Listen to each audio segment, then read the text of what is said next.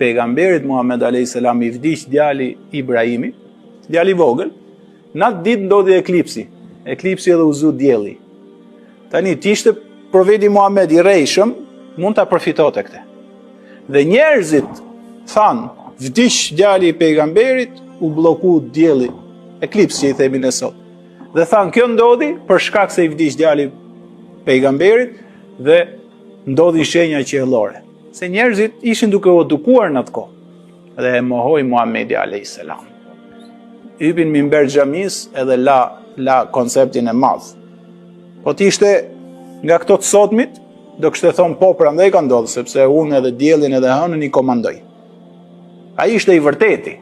Ai hypi minber xhamis dhe tha: "O njerëz, dielli dhe hëna janë nga shenjat dhe krijimet e të Madhit Zot.